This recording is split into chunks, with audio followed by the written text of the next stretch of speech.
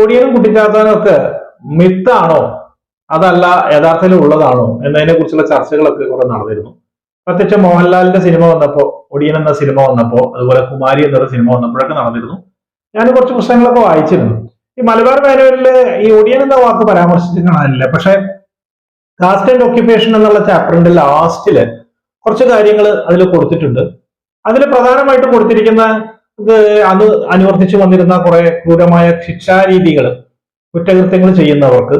അതുപോലെ പഴശ്ശിരാജ 1295 ജൂണിൽ കൊടുത്തിട്ടുള്ള ഒരു ശിക്ഷയുണ്ട്. അതായത് വെങ്ങാടുള്ള ഒരു നായരുടെ വീട് മാപ്പിളമാര് ആക്രമിച്ചപ്പോ അതിൽ പിടിച്ച ആൾക്കാർക്ക് കൊടുത്ത ശിക്ഷയെ കുറിച്ചൊക്കെ അതിൽ കൊടുത്തിട്ടുണ്ട്. പിന്നെ കുറെ അന്ധവിശ്വാസങ്ങളെ കുറിച്ചിട്ട് കൊടുത്തിട്ടുണ്ട് അന്നത്തെ കാലത്ത്.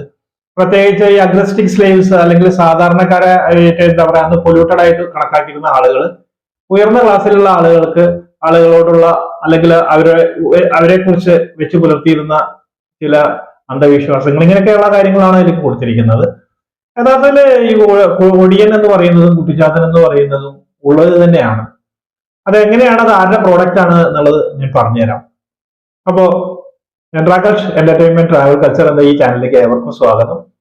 വീഡിയോ ലൈക്ക് ചെയ്യാനും ഷെയർ ചെയ്യാനും സബ്സ്ക്രൈബ് ചെയ്യാനും ഒന്നും മറക്കരുത്. ഇഷ്ടമായാൽ അതുകൂടി പറയാം, കാരണം മറന്നു കൊണ്ടാച്ചിട്ടാണ് ആദ്യം തന്നെ പറയുന്നത്. ഇതുവരെ നിങ്ങൾ നൽകിയിട്ടുള്ള എല്ലാ പ്രോത്സാഹനവും തുടർന്നും ഉണ്ടാവണം. പിന്നെ വ്യൂസ് കുറയുന്നതിന്റെ കാരണം ഇതിന്റെ കണ്ടന്റ് സജഷൻ ഒക്കെ പോകുന്നത് ഈ കൾച്ചറിനോട് താല്പര്യമില്ലാത്ത അല്ലെങ്കിൽ ഇതിനെ വെറുക്കുന്ന ആളുകൾക്കൊക്കെയാണ്. ഈ അൽഗോരിതം അങ്ങനെയൊക്കെ ചെയ്യുന്നുണ്ട്. അതുകൊണ്ട് ഇപ്പൊ ഈ ട്രാവൽ വീഡിയോ ഒക്കെ ചെയ്യുമ്പോൾ വീണ്ടും മാറും എന്നുള്ള ഒരു ഇതുണ്ട്. അതുകൊണ്ടാണ് ഞാൻ അത് ചെയ്യാത്തത് പ്രത്യേകിച്ച്. അപ്പൊ കഴിഞ്ഞ വീഡിയോ പറഞ്ഞ കുറച്ച് ട്രാവലും കൂടി ചേർന്നിട്ടായിരുന്നു അത് ഇട്ടിരുന്നത്. അതുകൊണ്ടായിരിക്കാം ചിലപ്പോൾ അങ്ങനെ പോയത്. എന്തായാലും അപ്പൊ നോട്ടിഫിക്കേഷൻ വരുന്ന ചിലർക്ക് വൈകുന്നുണ്ട്. പിന്നെ ഇടയ്ക്കിടയ്ക്ക് ക്യാഷ് ഒന്ന് അറിഞ്ഞ് ഇതിന് ബ്ലോക്ക് ആവുന്നുണ്ട്. ഇതിന് കുറെ കാര്യങ്ങളുണ്ട്. ഹാക്ക് ചെയ്യാൻ ശ്രമിക്കുന്നതാണോ എന്ന് എനിക്ക് അറിയില്ല. എന്തായാലും നമുക്ക് നമ്മളെ കാര്യത്തിൽ വരാം. ഏത് വീഡിയോ ആണെങ്കിലും നിങ്ങൾക്ക് ഒരു പുതിയ വിവരം തരണം എന്നുള്ളതാണ് നമ്മുടെ ഉദ്ദേശം. ഏത് ചാനലിൽ നിങ്ങൾക്ക് നമ്മൾ ഏതൊരു കണ്ടന്റ് ഇടുമ്പോഴും പുതുതായിട്ടൊരു വിവരം കിട്ടുമ്പോഴാണ് നമ്മളൊരു വീഡിയോ ചെയ്യുന്നത്. അപ്പൊ എന്തായാലും നിങ്ങൾക്ക് ഇതിലും എന്തെങ്കിലും ഒരു പുതിയ വിവരം കിട്ടാൻ സാധ്യതയുണ്ട് എന്നതാണ് എന്റെ വിശ്വാസം. പക്ഷെ ഞാൻ വേറെ കാര്യം പറയാം, ചില കാര്യങ്ങൾക്ക് ശാസ്ത്രീയമായ യാതൊരു പിൻബലവും ഇല്ല. പക്ഷെ ഇവിടെ കൊടുത്തിട്ടുള്ളത് അത് അന്നത്തെ ആധികാരികമായ രേഖകളാണ് എന്ന് കരുതുന്ന യൂണിവേഴ്സിറ്റികളിലും മറ്റുള്ള ഒരു റെഫറൻസിനായിട്ട് ഉപയോഗിക്കുന്ന പുസ്തകങ്ങളിൽ നിന്നുള്ള ചില കാര്യങ്ങളാണ് ഞാൻ ഇവിടെ റിപ്പോർട്ട് ചെയ്യുന്നത്. അത് മനസ്സിലാക്കുക, റിപ്പോർട്ട് ചെയ്യുകയാണ് ചെയ്യുന്നത്. അപ്പൊ നമ്മൾ പറയുന്നത് ഇത് 1930 കാലഘട്ടങ്ങളിലാണ് ഇങ്ങനെയുള്ള സംഭവങ്ങളൊക്കെ റിപ്പോർട്ട് ചെയ്യുന്നത്. അപ്പൊ അന്നത്തെ കാലത്ത് ഒരു സംഭവം റിപ്പോർട്ട് ചെയ്യുകയുണ്ടായി. പ്രത്യേകിച്ച് ഈ ഞാൻ പറഞ്ഞില്ലേ, ശിക്ഷാരീതികളൊക്കെ വളരെ ക്രൂരമായ ശിക്ഷാരീതികൾ, ബാർബറീസ് എന്നാണ് വില്യം ലോഗൻ ഉപയോഗിച്ചിരിക്കുന്ന അതിന്റെ ഇത് കൊടുത്തിരിക്കുന്നത്. അപ്പൊ അങ്ങനെ അന്ന് നടക്കുന്ന സമയത്ത് പ്രത്യേകിച്ച് ഈ അപ്പർ ക്ലാസ്സിനെ കുറിച്ചിട്ട് ഈ ലോവർ ക്ലാസ് ആയിട്ട് അന്ന് കണക്കാക്കിയിരുന്ന അല്ലെങ്കിൽ ഈ അഗ്രസ്റ്റിക് സ്ലേവ്സ് ആയിട്ടുള്ള ആൾക്കാർക്ക് ഒരുപാട് അന്ധവിശ്വാസങ്ങൾ ഉണ്ടായിരുന്നു. ആ അന്ധവിശ്വാസങ്ങളുടെ ഫലമായിട്ടാണ് അവര് ഒരു കേസ് റിപ്പോർട്ട് ചെയ്യുകയുണ്ടായി. അന്നത്തെ ഒരു നായരെ കൊന്നിട്ട് അത് ആ ശവശരീരം ഛിന്ന ഭിന്നാക്കിയിരുന്നു. അപ്പൊ അതിനെക്കുറിച്ച് എന്തിനാണ് അങ്ങനെ ചെയ്തത് എന്ന് ചോദിച്ചപ്പോ അധികൃതരോട് പറഞ്ഞത്, ഒരു നായരുടെ മാംസം ഭക്ഷിച്ചു കഴിഞ്ഞാൽ അവർക്ക് ചില കഴിവുകൾ ഉണ്ടാവും എന്നുള്ള വിശ്വാസം ഉണ്ടായിരുന്നത്. അങ്ങനെയുള്ള കുറെ സൂപ്പർസ്റ്റിഷ്യസ് ബിലീഫ്സിനെ കുറിച്ച് അതിൽ പറയുന്നുണ്ട്. അപ്പൊ ഇങ്ങനെയുള്ളതിനെ കുറിച്ചിട്ട് ഇത് ശരി വെച്ചിട്ടുണ്ട് നമ്മുടെ ഡോക്ടർ ബർണൽ. അതുപോലെ അന്നത്തെ ഇതിനെ കുറിച്ച് പറയുന്ന ഇന്ത്യൻ ആന്റിക്വറി 8ാമത്തെ ചാപ്റ്ററിലെ 88ാം പേജിലാണ് ഇങ്ങനെയുള്ള സൂപ്പർസ്റ്റിഷ്യസ് ബിലീഫ്സിനെ കുറിച്ചിട്ടൊക്കെ പറയുന്നത്. അപ്പൊ ഇവര് ഒരു അസൂയോടെ ഒരു ഹയർ ക്ലാസ്സിൽപ്പെട്ട ആൾക്കാരെ കണ്ടിട്ടുണ്ടാവും. അപ്പൊ പലപ്പോഴും ഇവരോട് നേരിട്ട് ഏറ്റുമുട്ടാൻ പറ്റില്ല. കാരണം തങ്ങളെ ഉപദ്രവിക്കുന്ന, ചൂഷണം ചെയ്യുന്ന ഈ ലാൻഡ് ലോഡ്സിനോട് പ്രതികാരം ചെയ്യണമെന്ന് അവർക്ക് ഉള്ളിൽ ആഗ്രഹമുണ്ട്. പക്ഷെ നേരിട്ട് മുട്ടാനുള്ള ശക്തിയില്ല. അപ്പൊ എന്ത് ചെയ്യും? ഇവരെ സംബന്ധിച്ചിടത്തോളം അവർ വേറെ ചില മാർഗങ്ങൾ ഉപയോഗിച്ചിരുന്നു. അപ്പൊ വൈകുന്നേരം വന്നിട്ട് അല്ലെങ്കിൽ രാത്രിക്കൊക്കെ എല്ലാവരും കടന്നുറങ്ങുമ്പോൾ ഒന്ന് കല്ലെടുത്തെറിയും വീടിന്റെ മുകളിൽ. അപ്പൊ ആൾക്കാര് വീടിന്റെ മുകളിൽ കല്ലെടുത്തെറിയുമ്പോൾ പിറ്റേ ദിവസം അത് കുട്ടിച്ചാത്താൻ വന്ന് എറിഞ്ഞതാണ് എന്ന് പറയും. അതുപോലെ തന്നെ 1930 കാലഘട്ടങ്ങളിലേക്ക് വരുമ്പോഴാണ് ഈ ഒടിയൻ എന്ന് പറയുന്ന സങ്കല്പം വരുന്നത്.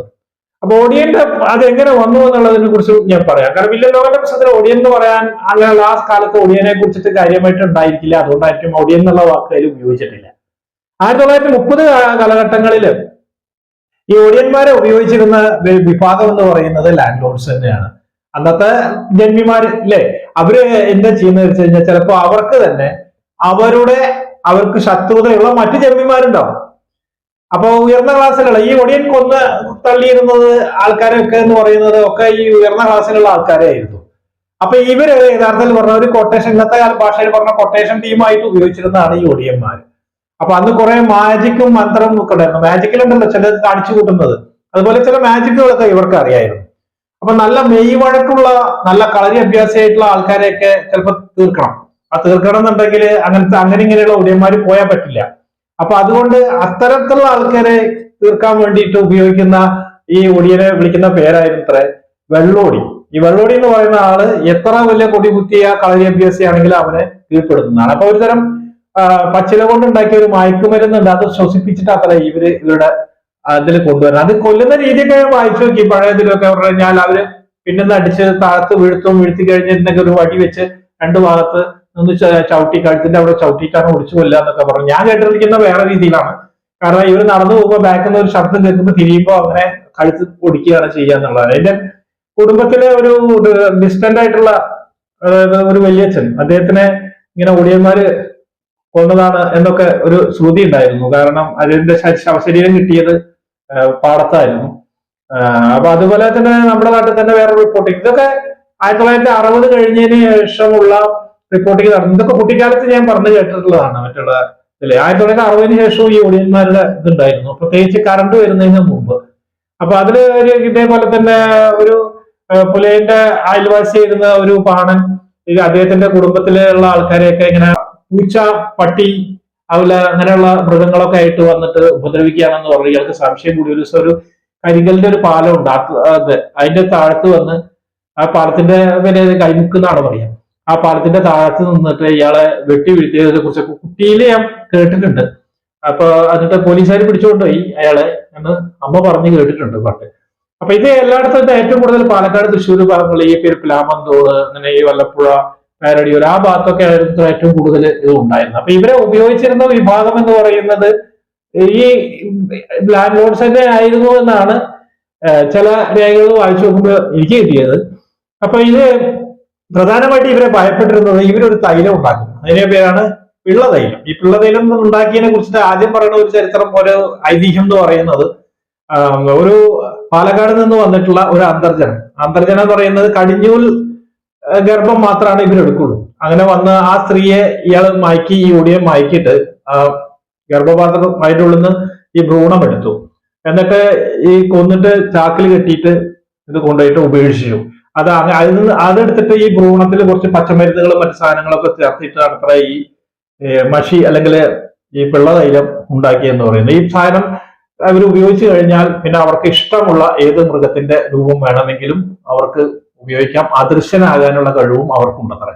അപ്പൊ ഇതിനെ നേരിടാൻ വേണ്ടിയിട്ട് നമ്മുടെ ഓഡിയൻസ് സിനിമയിലൊക്കെ തീ കത്തിക്കുന്നത് കണ്ടില്ലേ, അങ്ങനെ തീ കത്തിക്കുന്ന തീയിലെ പേടിയാണ്. അതാണ് ഈ പവർ വന്നതിന് ശേഷം, ഇലക്ട്രിസിറ്റി വന്നതിന് ശേഷം ഇതില്ല എന്ന് പറയുന്നത്. യഥാർത്ഥത്തിൽ ഇതൊരു കൊട്ടേഷൻ ടീം തന്നെ ആയിരുന്നു. അവര് നടന്ന് രാത്രി തീർക്കുന്ന പരിപാടിയായിരുന്നു ഇത് നടന്നിരുന്നത്. 1915 അപ്പൊ ഈ അതിനെ കുറിച്ചിട്ട് സിനിമയിൽ പറയുന്നതും ഇതിൽ പറയുന്ന കാര്യങ്ങൾ കണ്ടിട്ടായിരിക്കും സിനിമയിൽ എടുത്തിരിക്കുന്നത്. രാത്രി ഇയാള് ഭയങ്കര വൈരാഗ്യത്തിൽ വരുന്ന സമയത്ത് വീട്ടിലുള്ള സ്ത്രീകൾ വെള്ളം ചൂടാക്കിയല്ല തിളപ്പിച്ചു വെച്ചിട്ടുണ്ടാവും. പിന്നെ അത് ഒക്കെ റെഡിയാക്കി വെച്ച് ഇവര് വരണ വ്യക്തി ചൂടുവെള്ളം എടുത്ത് ഇയാൾക്ക് ഒഴിക്കുന്ന സമയത്താണ് ഇയാൾക്ക് ആ പൂർണ്ണ രൂപം കിട്ടുക. അല്ലെങ്കിൽ ഈ സ്ത്രീകൾക്ക് ഉപദ്രവമാണ് എന്നൊക്കെയാണ് അതിൽ കേട്ടത്. അപ്പൊ ഇങ്ങനെയുള്ള ആളുകളെ നിയന്ത്രിക്കുന്ന ഒരു വിഭാഗമായിരുന്നു ചെമ്പ്ര എഴുത്തച്ഛന്മാർ. അന്ന് ഭയങ്കര ഈ ഒടിയന്മാരൊക്കെ പിടിക്കാനും മന്ത്രവാദം ചെയ്യാനൊക്കെ കഴിവുള്ള ആൾക്കാരുണ്ടായിരുന്നു അതില്. അത് ഇൻസെന്റ് ചാൾസ് അലക്സാണ്ടറിന്റെ മലബാർ ആൻഡ് ഏഞ്ചലോ എന്ന പുസ്തകത്തില് ഒടിയൻ ലിജൻഡറി ക്യാരക്ടർ എന്ന് പറയുന്ന ഒരു ചാപ്റ്ററില് എന്റെ പേജ് നമ്പർ 134, 135 ആ ഭാഗത്താണ് ഇതിനെ കുറിച്ചിട്ട് പറയുന്നത്. അവർ പറയുന്ന അധികം പാണൻ പറയർ കമ്മ്യൂണിറ്റിയിലുള്ള ആളുകളായിരുന്നു ഇതിലധികം ഏർപ്പെട്ടിരുന്നതെന്നാണ് പറയുന്നത്. പിന്നെ ഇപ്പൊ വില്യൻ ലോഗൻ ആ കാലത്ത് ഇവിടെ ഉണ്ടാവില്ല അത് എഴുതുന്ന സമയത്ത്, അതുകൊണ്ടായിരിക്കും അദ്ദേഹം അത് പരാമർശിക്കാതിരുന്നത്. എഡ്ഗർ തേഴ്സ്റ്റന്റെ omens and superstitions of southern India, അതിലും ഇതിനെ കുറിച്ച് കുറച്ച് പറഞ്ഞിട്ടുണ്ട്. അപ്പൊ ആൾക്കാർ വായനക്കാര് അല്ലെങ്കിൽ താല്പര്യമുള്ളവർക്ക് വായിച്ചോട്ടെ വെച്ചിട്ടാണ് പുസ്തകങ്ങൾ പറഞ്ഞു തരുന്നത്. ഇനി ഈ മലയാളികളായിട്ടുള്ള നമുക്ക് കുറച്ച് വിശദമായിട്ടുള്ള നാടകീയമായിട്ട് തന്നെ അല്ലെങ്കിൽ നന്നായിട്ടൊരു കഥാരൂപത്തിലൊക്കെ വായിക്കാൻ താല്പര്യമുള്ളവർക്ക് തക്ഷകൻ കുന്ന് സ്വരൂപം എന്ന് പറയുന്ന ഒരു പുസ്തകമുണ്ട് UK കുമാരന്റെ. അപ്പൊ ഇംഗ്ലീഷിൽ വായിക്കാൻ താല്പര്യമുള്ളവർക്കാണ് ജയശങ്കർ കീഴയുടെ അദ്ദേഹം ട്രാൻസ്ലേറ്റ് ചെയ്തിട്ടുണ്ട്. പിന്നെ ഈ ചാൾസ് അലക്സാണ്ടർ ഐൻസിന്റെ നേരത്തെ ഞാൻ പറഞ്ഞ പുസ്തകം 1915 തന്നെ ഇങ്ങനെ ഒരു പരാമർശനം കൊടുത്തിട്ടുണ്ട്. മാജിക്കൽ ഓയിൽ കോൾഡ് പിള്ള തൈലം, എന്നിട്ട് ബ്രാക്കറ്റിൽ child oil the principal ingredient in which എന്ന് പറഞ്ഞങ്ങനെ കൊണ്ടുപോവാണ്. ഇങ്ങനെയാണ് തയ്യാറാക്കുന്നത്. അപ്പൊ ഏത് രൂപത്തിൽ വേണമെങ്കിലും മാറാൻ പറ്റും. അതുപോലെ 1927 സെപ്റ്റംബർ 5 വുഡ്ബർഡ്, അഗസ്റ്റസ് സ്റ്റീവർട്ട് രണ്ടുപേരാണ് ഇവര് the religious attitude A psychological study of its differentiation എന്ന് പറയുന്ന ആ പുസ്തകത്തില് ഇങ്ങനെ പറഞ്ഞിരിക്കുന്നത് വെറും ഒടിയൻ മാത്രമല്ല, പലതരത്തിലുള്ള രൂപം, മാടൻ, മറുത, കുട്ടിയച്ചൻ. കുട്ടിയച്ചൻ എന്ന് പറയുന്നത് കുട്ടിച്ചാത്താനായിരിക്കാം, അത് ഇംഗ്ലീഷിൽ അങ്ങനെ എഴുതിയതാണ്. പിശാജ്, ഇങ്ങനെയൊക്കെ ഉണ്ടായിരുന്നു ആ കാലത്ത് എന്നാണ് പറയുന്നത്. അതുപോലെ തന്നെ ഫോസറ്റ്, അദ്ദേഹത്തിന്റെ ഒരു പുസ്തകമുണ്ട്, അതിന്റെ പേര് നായേഴ്സ് ഓഫ് മലബാറിൽ പറയുന്ന പേജ് നമ്പർ 311 ഞാനത് കുറിച്ച് വെച്ചിട്ടുണ്ട്. Children of Nairs hiding dum away in the forest and bringing them up as their own.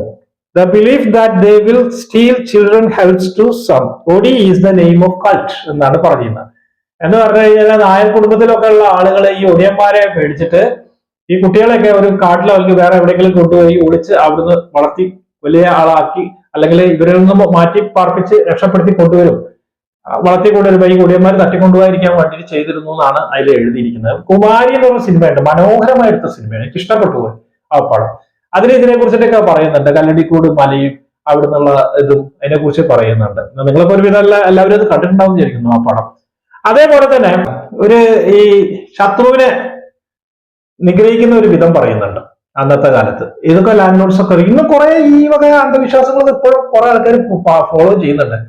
ഒരു മെഴുകുതിരിയുടെ ഒരു രൂപം എടുക്കും ശത്രുവിനെ മനസ്സിൽ വിചാരിച്ച്, എന്നിട്ട് ഒരു കയ്യില് ഈ ബീഡ്സ് ഉണ്ടാവും, ഈ ചരട് പോലെയുള്ള, എന്നിട്ട് അതിന് മന്ത്രം ഉരുവിടണം. ഇങ്ങനെ മന്ത്രം ഉരുവിട്ടിട്ട് അവസാനം ഈ മെഴുകുതിരി കത്തിച്ചു കഴിഞ്ഞു കഴിഞ്ഞാൽ അവര് 2 ആഴ്ചക്കുള്ളിൽ ഈ ശത്രു മരിക്കുന്നതാണ് ഒരു സങ്കല്പം.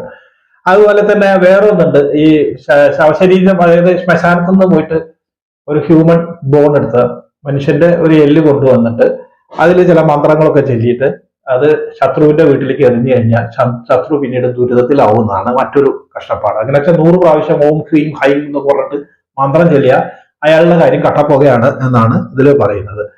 അതുപോലെ തന്നെ ഈ എന്താ പറയാ ഭൂതങ്ങളെ ആവാഹിക്കുന്ന കുറെ പരിപാടികളുണ്ട്. പക്ഷെ നല്ല വിദ്യാഭ്യാസമുള്ള ആളുകളൊന്നും ഇതിൽ വീണിരുന്നില്ല എന്നാണ് പറയുന്നത്. അന്നത്തെ പുസ്തകത്തിൽ എഴുതി വെച്ചിരിക്കുന്നത്. അപ്പൊ ചിലർ ഈ ഫോട്ടോ എടുത്തിട്ട് ഫോട്ടോയുടെ കണ്ണില് സൂചി കുത്തും, അതുപോലെ ബോഡിയിലൊക്കെ ഓരോ സൂചി കുത്തി ഇയാളെ കൊല്ലുന്ന രീതിയിൽ കാണുമ്പോൾ അവര് തമാശയൊക്കെ കാണാറുണ്ട് അത്ര അതിൻ്റെ ഉള്ളിൽ. യഥാർത്ഥത്തിൽ ഇങ്ങനെയൊന്നുമില്ല. അപ്പൊ പേടിപ്പിക്കാൻ വേണ്ടി ചെയ്യുന്നത്, മനുഷ്യന് പേടിയാണല്ലോ മറ്റുള്ളവർ ഉപയോഗിക്കുന്നത്. പേടിയില്ലെങ്കിൽ മനുഷ്യനെ ഒന്നും ചെയ്യാൻ പറ്റില്ല, പേടിപ്പിക്കുകയാണ്. അത് പിണ്ണതൈലം വെച്ചിട്ടാണ്. ഇപ്പൊ അന്നത്തെ കാലത്ത് പ്രൊഫഷണൽ ആയിട്ടുള്ള മജീഷ്യന്മാര് ഏകദേശം 12 പേരുണ്ടായിരുന്നു. അതിൽ 6 പേര് നല്ല ഗുഡ് ഗോഡ്സിനെയാണ്, അതായത് നല്ല ദൈവങ്ങളെ ആരാധിക്കുന്ന ആൾക്കാർ. 6 പേര് ഈ ഈവിൾ ആയിട്ടുള്ള ഡബിൾ ആയിട്ടുള്ള ആൾക്കാരുണ്ടല്ലോ അവരെയൊക്കെ നോക്കുന്നത്. പിന്നെ കുറെ അന്ധവിശ്വാസങ്ങൾ അന്നുണ്ടായിരുന്നു, ഇന്നും നമ്മളത് ഫോളോ ചെയ്ത് വീടിന്റെ മുമ്പിൽ കരിം കണ്ട തുറിച്ച് നോക്കുക, ബോർഡ് എടുത്ത് വെക്കും. അതല്ലെങ്കിൽ പശുവിന്റെ പാല് കിട്ടില്ലെങ്കിൽ കഴുത്തില് ഒരു ചരട് കെട്ടി വെക്കും, അല്ലെങ്കിൽ ഷെല്ല് കെട്ടി നോക്കും. ഇങ്ങനെയുള്ള കാര്യങ്ങളൊക്കെ അതിൽ എഴുതിയിട്ടുണ്ട്. ഇതില്ലെങ്കിൽ ഈ വക വിശ്വാസങ്ങൾ, അത് ഓരോ വിശ്വാസമാണ്, അങ്ങനെയുള്ളതൊക്കെ അതിലെ കുറിച്ചിട്ട് എഴുതിയിട്ടുണ്ട്. പിന്നെ 1877 ഈ ലക്ഷദ്വീപ് ഇത് ഹിന്ദുക്കളിൽ മാത്രമല്ല മുസ്ലിങ്ങളിലും ഉണ്ടായിരുന്നു. ഒരു മാപ്പിള സ്ത്രീയെ പിടിച്ചിട്ടുണ്ട് 1877 ലക്ഷദ്വീപില്. ഈ വെറ്റിലയില് എന്താ പറയാ എന്തൊക്കെ എഴുതിയിട്ട് രോഗം മാറ്റുന്ന ഒരു സംഭവം ഉണ്ട്. അതിന്റെ മകളെ രോഗം മാറ്റിയെന്ന് പറഞ്ഞ ആൾക്കാരൊക്കെ വന്ന് അതിനെ ട്രയൽ കൊണ്ടുവന്നത് 1877 റിപ്പോർട്ട് ചെയ്തിട്ടുണ്ട്. ഇങ്ങനെയുള്ള കാര്യങ്ങളൊക്കെയാണ് അതിൽ പ്രധാനമായിട്ടും കൊടുത്തിട്ടുള്ളത്. ഇനി നമുക്ക് അടുത്തതായിട്ട് നമ്മൾ പറയാൻ പോകുന്നത് അന്നത്തെ കാലത്ത് ഉണ്ടായിരുന്ന ടെറർ എങ്ങനെയാണ് ഉണ്ടാക്കിയിരുന്നത് എന്നുള്ളതാണ്. ഒടിയൻ എന്ന് പറയുന്നത് അവര് പ്രധാനമായിട്ടും ഒരാളെ ടാർഗറ്റ് ചെയ്ത് വെക്കും. ആ ടാർഗറ്റ് എന്ന് പറയുന്നത് ഞാൻ പറഞ്ഞല്ലോ, ഒരു കടിഞ്ഞൂൽ പ്രസവം അല്ലെങ്കിൽ ഉള്ള ആളാണ്. അവരെയാണ് ഇവർക്ക്. അപ്പൊ അവിടുത്തെ അന്നത്തെ കാലത്ത് ഈ ഒടിയ സ്ത്രീകൾ അല്ലെങ്കിൽ ഇവരൊക്കെ ഈ പാണരൊക്കെ പറയുന്നതൊക്കെ പറയാം, അവരൊക്കെ മസാജിങ്ങിൽ നല്ല കഴിവുള്ളവരായിരുന്നു. അപ്പൊ ഒഴിയാനൊക്കെ ചെല്ലുമ്പോൾ അവര് ചെന്ന് ചില ആളുകൾ എന്ത് ചെയ്യും, ആ ഒഴിയുന്നതിന്റെ ഇടയിൽ ഇവര് സ്വാധീനിക്കുമെന്നാണ്. മറ്റൊന്ന് അവര് ചെയ്യുന്നത് എന്താ വെച്ച് കഴിഞ്ഞിട്ടുണ്ടെങ്കിൽ ഈ ഒടിയൻ ഒരു ആ പറയുന്ന ടാർഗറ്റ് ചെയ്യുന്ന ആ ദിവസം അയാള് അവിടെ പോയിട്ട് ഈ ഒരു എന്താ പറയാ കോക്കനട്ട് ഷെല്ലില്, നമ്മുടെ ചിരട്ടയില് കുരുതി കലക്കിയ വെള്ളം, പിന്നെ അതുപോലെ തന്നെ അതിൽ നാരങ്ങയും മഞ്ഞളൊക്കെ ഇട്ടിട്ടുണ്ടാവും. എന്നിട്ട് ഇത് ഇങ്ങനെ വന്യമായിട്ട് 3 പ്രാവശ്യം ഈ വീടിന്റെ ചുറ്റും ഓടും. അപ്പൊ ഇത് വരാതിരിക്കാൻ വേണ്ടിയിട്ട് പ്രിവെന്റ് ചെയ്യാൻ വേണ്ടിയിട്ട് ചങ്ങലിട്ട് കെട്ടിച്ചിട്ടുണ്ടാവും, പുറത്തേക്ക് പോകാതിരിക്കാൻ വേണ്ടി സ്ത്രീയെ. അപ്പൊ സ്ത്രീ കിടന്നിങ്ങനെ അലറി വിളിക്കുക. ഞാൻ ആ കുമാരി എന്നുള്ള സിനിമയിൽ അത് നന്നായിട്ട് എടുത്തിട്ടുണ്ട്. അപ്പൊ ഈ ഇതിൽ കൊടുത്തിട്ടുള്ള കാര്യമാണ്. അതായത് ഈ മദ്രാസ് ബുള്ളറ്റിൻ എന്താ പറയല്ലേ, നമ്മുടെ ഗവൺമെന്റ് മ്യൂസിയത്തില് സെപ്റ്റംബർ 5, 1900 ഇറങ്ങിയ ബുള്ളറ്റിനിൽ വോളിയം 3, 4 ഇതിലാണ് കൊടുത്തിരിക്കുന്നത്. അത് അങ്ങനെ അപ്ഡേറ്റ് ചെയ്ത പോലെ എനിക്ക് തോന്നിയത് ആ പടം. അപ്പൊ അതിങ്ങനെ പറയുമ്പോ ഇവര് പറഞ്ഞ ഉറക്കം നിലവിളിക്കും, ബഹളം കൂട്ടും. അങ്ങനെ വീട്ടുകാർക്ക് സഹിക്കാൻ പറ്റില്ല. സഹിക്കാൻ വയ്യാതെ വരുന്ന സമയത്ത് ഇവര് ചങ്ങല തുറന്നു വിട്ടു കഴിഞ്ഞാൽ ഈ സ്ത്രീ പുറത്തേക്ക് പോകും. പുറത്തേക്ക് പോകുമ്പോൾ ഭ്രാന്തിയായിട്ട് തന്നെയാണ്. അപ്പൊ അയാളുടെ കൺട്രോളിലായി. പിന്നീട് അയാളുടെ കൺട്രോളായി കഴിഞ്ഞാൽ ഈ വസ്ത്രങ്ങളൊക്കെ കഴിഞ്ഞു കഴിഞ്ഞാൽ അഴിച്ച് അവര് വീണ് കഴിഞ്ഞു കഴിഞ്ഞിട്ടുണ്ടെങ്കിൽ അവരുടെ ഒരു മരുന്ന് പോലെ ഒരു സാധനം തേച്ചു കഴിഞ്ഞാൽ ഈ വയറിന്റെ ഉള്ളിൽ നിന്ന് ഈ ഗർഭപാത്രം വികസിച്ച് ഈ ഭ്രൂണം പുറത്തേക്ക് വരും അത്രേ. അത് ഭ്രൂണം പുറത്തേക്ക് വന്നു കഴിഞ്ഞാൽ ഭ്രൂണം എടുത്തിട്ട് അവർ പോകും. അപ്പൊ തന്നെ വേറൊരു മരുന്ന് ചെയ്ത് കഴിഞ്ഞാൽ വീണ്ടും പഴയ പൂർവ്വസ്ഥിതിയിലേക്ക്, അത് ഗർഭിണി ആയിരുന്നില്ല എന്ന രീതിയിലേക്ക് മാറും. അങ്ങനെയായിരുന്നു. അപ്പൊ മിക്കവാറും ഈ ആത്മഹത്യ ചെയ്യുന്ന സ്ത്രീകൾ ഇതിൽ ഭയങ്കര പ്രശ്നമായിട്ട് ആത്മഹത്യ ചെയ്യും. ആത്മഹത്യ ചെയ്യുന്നതൊക്കെ ഇവരുടെ പ്രേരണ കൊണ്ടായിരുന്നു എന്നാണ് അന്നത്തെ കാലത്ത് പറഞ്ഞിരുന്നത്. പിന്നെ അതേപോലെ തന്നെ അടുത്തതായിട്ട് ഇവര് ഈ ഒടിയൻ വിദ്യ സ്വീകരിക്കുന്ന ആൾക്കാരെ കുറിച്ച് പറഞ്ഞിട്ടുണ്ട്. എങ്ങനെയാണ് ഒടിയന്റെ സ്വീകരിക്കുന്നത് എന്ന് പറഞ്ഞു കഴിഞ്ഞാൽ ഇതൊക്കെ ഈ ബുള്ളറ്റിനിൽ കൊടുത്തിട്ടുള്ളതാണ് കേട്ടോ. 1900-ലുണ്ടായ എന്താ സെപ്റ്റംബർ 5 പബ്ലിഷ് ചെയ്തിട്ടുള്ള ആ ബുള്ളറ്റിൽ കൊടുത്തിരിക്കുന്നതാണ്. യൂറോപ്യൻസ് എഴുതിയിരിക്കുന്നതാണ്. അവർ പൊതുവെ ശാസ്ത്രത്തിൽ വിശ്വസിക്കുന്നവരാണല്ലോ കൂടുതൽ. അപ്പൊ അവരെഴുതുന്നത് വെച്ചാൽ ഒരു ഒടിയൻ ഒരു ആളെ ഞാൻ എന്റെ ശിഷ്യൻ ആക്കണമെന്ന് വിചാരിക്കുക, അല്ലെങ്കിൽ എനിക്ക് ശിഷ്യത്വം വേണം പറഞ്ഞ ഒരാളെന്ന് ചെന്ന് കഴിഞ്ഞാൽ പെട്ടെന്നൊന്നും എടുക്കില്ല. പരമാവധി അവരെ നിരുത്സാഹപ്പെടുത്താൻ ശ്രമിക്കും. എന്നിട്ട് നിരുത്സാഹമാവുന്നില്ലെങ്കിൽ രാത്രി ഒറ്റയ്ക്ക് വരാൻ പറയും. വന്നു കഴിഞ്ഞിട്ടുണ്ടെങ്കിൽ ഇയാള് ഭയം ഇല്ലാതെ അവിടെ നിൽക്കുന്ന സമയത്ത് പല രീതിയിലും ഇവര് എന്താ പറയാ പല മൃഗങ്ങളുടെ വേഷത്തില് പ്രത്യക്ഷപ്പെടുകയും അതുപോലെ തന്നെ അപ്രത്യക്ഷമാവുകയും പേടിപ്പിക്കുകയും ഒക്കെ ചെയ്യും. ഈ പേടിപ്പിച്ച് വിറപ്പിച്ച് ഇതൊക്കെ കഴിഞ്ഞാലും എന്നിട്ടും ഇയാൾ അനങ്ങാതിരിക്കുന്ന സമയത്ത് പിന്നീട് അടുത്തത് ഒറ്റയ്ക്ക് ഒരു കാട്ടിൽ കൊണ്ടുപോയിട്ട് ഇടുന്നതാണ്. ആ കാട്ടിലാണെങ്കിൽ എല്ലാ തരത്തിലുള്ള മൃഗങ്ങളും ജീവികളും ഒക്കെ ഉണ്ടാവും. വന്യമായ പല സ്വഭാവം എന്താ പറയുക പേടിപ്പിക്കുന്ന ശബ്ദങ്ങളും ഒക്കെ കേട്ട് എല്ലാം കഴിഞ്ഞതിന് ശേഷം അവൻ അതിജീവിച്ചു വരികയുമ്പോഴാണ് ഇയാൾക്ക് ഒരു മരുന്ന് കൊടുക്കുന്നത്. അപ്പൊ ഈ മരുന്ന് പറഞ്ഞു കൊടുക്കുന്നത് ആദ്യമായിട്ട് ഇവര് എന്താ പറയാ പൂജിക്കുന്നത് കല്ലടിക്കോട് നീലിക്കാണ്. കല്ലടിക്കോട് മലയുടെ അവിടെ. അത് കഴിഞ്ഞാൽ ആ പൂജയ്ക്ക് മറ്റുള്ള കാര്യങ്ങളും ഈ പുള്ളതൈലം എങ്ങനെ ഉണ്ടാക്കാം എന്നുള്ള കാര്യങ്ങളൊക്കെ ഇവര് പറഞ്ഞു കൊടുക്കും. ഇനി ഈ അടുത്തതായിട്ട് ഈ കരിങ്കുട്ടി അല്ലെങ്കിൽ കുറെ കാര്യങ്ങളുണ്ട്. കരിങ്കുട്ടി, കുട്ടിച്ചാത്ത, മരണക്കുട്ടി, അതുപോലെ കല്ലടി മുത്തൻ, പറക്കുട്ടി, ഒടിക്കുട്ടി, കടുഭൈരവൻ, ഭൈരവൻ, വന്നി ഭൈരവൻ, ചോട്ടാല ഭദ്രകാളി, തുപട്ടി, നരസിംഹമൂർത്തി, കാലഭൈരവൻ, ഓടി ഭൈരവൻ, ഇതൊക്കെ എഴുതിയിട്ടുണ്ട്. ഇതിന്റെ ഉള്ളിലൊക്കെ ബ്രിട്ടീഷുകാരനെ എഴുതി വെച്ചതാണെന്ന് മനസ്സിലായോ? ഇങ്ങനെയുള്ള സാധനങ്ങളൊക്കെ ഇവര് എന്താ കൈവശമാക്കുന്നു പറയുന്നത്. ഇതൊക്കെ യാഥാർത്ഥ്യമാണോ ഇല്ലയോ എന്ന് നമുക്കറിയില്ല. യഥാർത്ഥത്തിൽ ഇതിലൊന്നും വിശ്വസിക്കുന്നുമില്ല. അതുള്ള കാര്യം പറയാം. ഈ കരിങ്കുട്ടിയും ഈ ഇതിൽ പറഞ്ഞ ഈ കാര്യങ്ങളൊന്നും എനിക്ക് വിശ്വാസമില്ല. പക്ഷെ ഇതിനെ കൊടുത്തിരിക്കുന്നത് ഞാൻ റിപ്പോർട്ട് ചെയ്യുന്നു എന്ന് മാത്രമേ ഉള്ളൂ. അപ്പൊ അങ്ങനെ വരുന്ന സമയത്ത് ഇവരിൽ നിന്ന് രക്ഷപ്പെടാൻ വേണ്ടിയിട്ട് ചില റിപ്പോർട്ട് ഒരു ചരട് കൊടുക്കും. അപ്പൊ ഞാൻ പറയുന്നത് ഇങ്ങനെയുള്ള കാര്യങ്ങൾ വരുമ്പോൾ ചരടും മറ്റു കാര്യങ്ങളും കെട്ടിക്കഴിഞ്ഞാൽ ഇവർക്ക് പ്രൊട്ടക്ഷൻ ഉണ്ട് എന്നാണ്. പണ്ട് കാലത്തൊക്കെ ഇങ്ങനെ പറഞ്ഞു കേൾക്കാറുണ്ട്.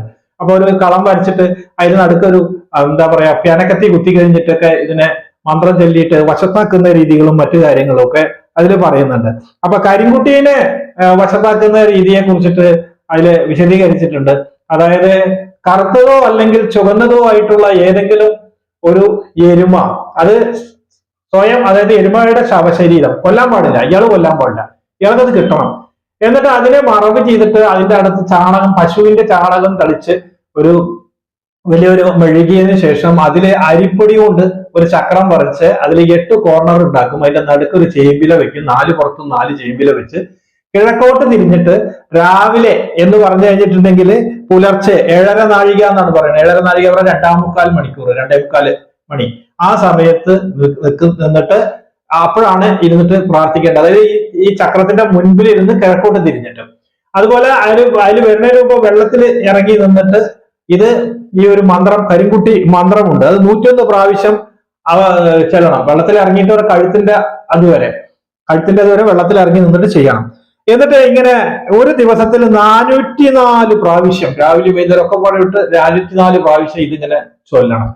അതുപോലെ വൈകിട്ടും ഉണ്ട് ഈ ചടങ്ങ്. സൂര്യൻ വെളിച്ചപ്പോഴുള്ള സമയത്ത് ചെയ്യില്ല. ഇങ്ങനെ 21 ദിവസം ഇത് കണ്ടിന്യൂസ് ആയിട്ട് ചെയ്യണം. 21 ദിവസം.